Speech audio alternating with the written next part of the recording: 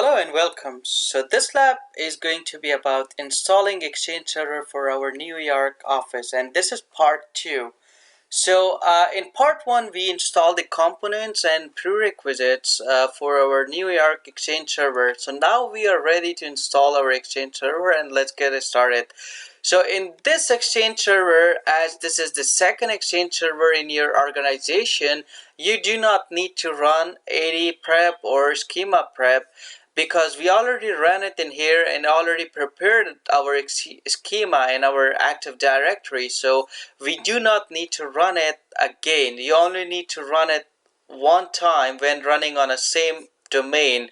And if you remember, we ran some commands in order to install, in order to just do the preparation and all other things. So in this lab we will simply go ahead and then click on setup and do the installation directly. So this is going to be easy. So the first Exchange Server that you will install is little bit with more step, but the second Exchange Server is not. So that's the beauty.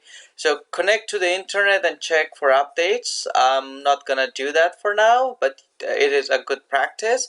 It is copying files, and once the copying is done, we can then proceed.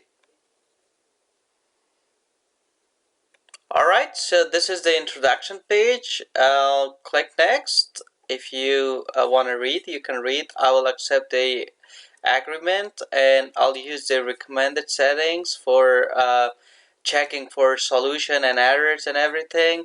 So again, this is going to be our mailbox role, and I'll select this to automatically install rules and features, and I'll select next, and this is the location where our Exchange Server is going to be installed.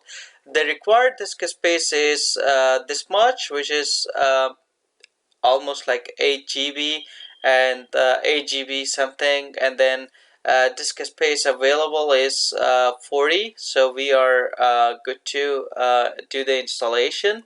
I'll press next. uh, Malware protection settings, right now disable malware scanning. I'll say next, which is, I'll keep it enabled, which is a good thing for antivirus, spams, and all those filterings. So it is now checking the prerequisites to see if you have installed the component properly. So for example, you have not installed the IIS. For example, you have missed a component in IIS, or you have not installed the unified communication application, or you have missed any other important component that you need in order to install Exchange Server. It will give you the error in this step, so that you can simply just cancel or pause the installation, and then do the just complete the component installation or prerequisites installation first, and then proceed.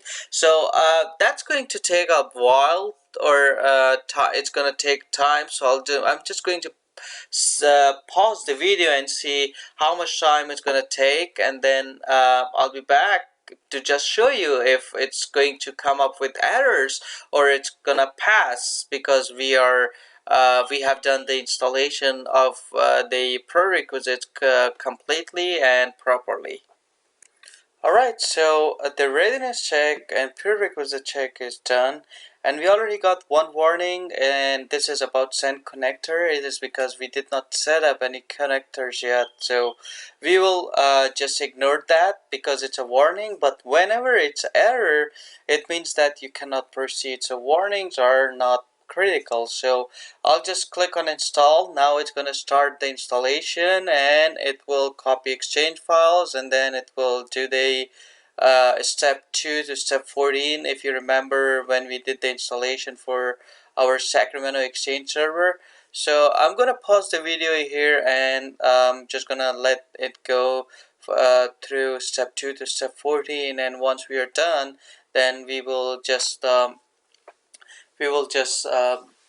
resume the video and see what are the other steps that we have to follow. So once again, in this setup progress that you're seeing in here, it's gonna copy Exchange files, it's gonna install Hub Transport Service, it's gonna install the client access service, it's gonna install unified messaging. It's gonna install mailbox service, which is a part which is part of mailbox role in Exchange Server 2016. So again, like back in old versions, we had like different roles, like 5 different roles in Exchange Server 2007, but now it is all in one role. So all those 5 roles are now one role in one role, but still those roles are working in background, so you're not seeing it in here, but mailbox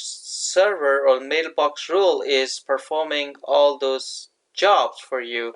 But still the components like hub transport, unified messaging, like client access, they are still required to be installed in your Exchange server to function properly. So just keep this in your mind.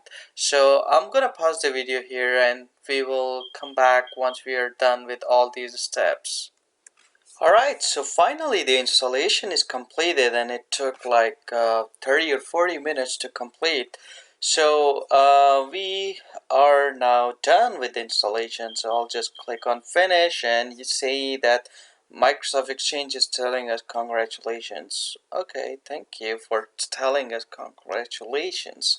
So we are done with the installation of our Exchange server for New York and for Sacramento. So our both sites are now ready, and now the next video that we will be configuring all our lab is going to be about recipient configuration, and we will be just going step by step on each part of the Exchange server options, and it is going to be all based on real life scenarios and examples. So I hope you have learned something from these videos, and thank you so much.